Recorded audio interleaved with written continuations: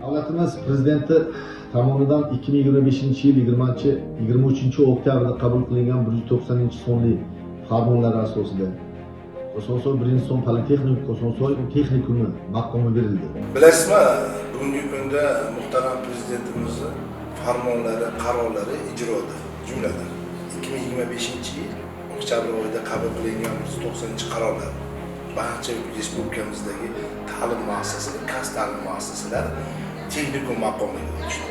Jumladan o'zimizning Kosonsoy tuman 1-sonli texnikum bugungi kunda 11 ta 9 bazamizda 11 ta kasb yo'nalishi bo'yicha ta'lim beradi. Qisqa muddatli kurslarimiz ularning soni 11 taga bo'lyapti. Santexnik, elektrik, payvandlash, oshpazlik, qandolatchi, tikuvchilik va shunga o'xshash bo'lgan kasblar. Bu kasblar qayerdan kelib chiqyapti? Bugungi kunda tumanimizdagi iqtisodiy zonalardan kelib chiqyapti. Ularning talablari, ehtiyojlaridan kelib chiqib, ushbu kasbga bo'lgan ehtiyojni biz qondiryapmiz. Miqyosidagi iqtisodiy kompleksni o'rganish natijasida qaysi kasbga kelajakda kerak bo'ladigan kasblarni o'rganib chiqib, bugungi kunda ularni shakllantirish, xorijda ishlash istagida bo'ling, xorijda o'qish istagida bo'ling, xorijiy til deysiz, kasb sohalari deysiz. To'liq oydin Germaniya davlatiga tayyorgarlik olib boryapmiz. Hozir kunda zabonni o'rganish, ya'ni til o'rganish bilan shug'ullanyapmiz. Shu bilan qatorda bir qatorda biz 4 ta kasb yo'nalishida elektrik payvandlash, santexnik, elektrik yo'nalishi va oshpazlik yo'nalishi bo'yicha mutaxassislarni tayyorlaymiz. Xudo xolisa mart oylarida ular bilan ish beruvchilar, Germaniya ish beruvchilari bilan suhbatlar bo'ladi.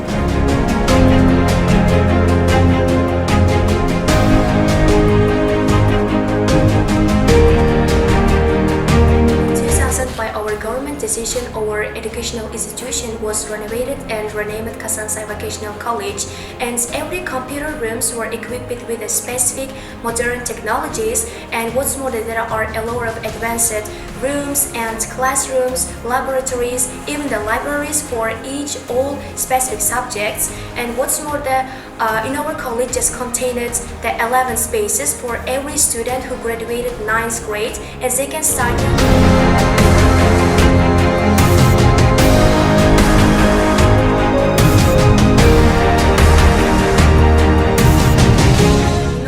Qayta qurishda birinchi direktorimiz Nasibjon Sharipovning xizmatlari katta bo'lgan.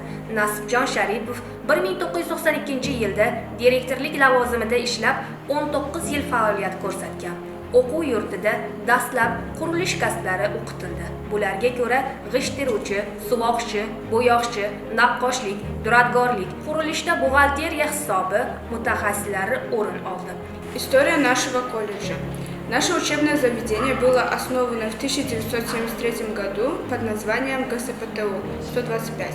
Позже было переименовано в СПТУ 314, а в 1998 году в 14-ю профессиональную школу. Большой вклад в создание учебного заведения и строительство зданий внес наш первый директор Насибджон Шарипов. Он работал директором до 1992 года. В 2000 году по решению правительства в учебном заведении были проведены крупные работы по реконструкции, и оно стало называться Касантайский колледж.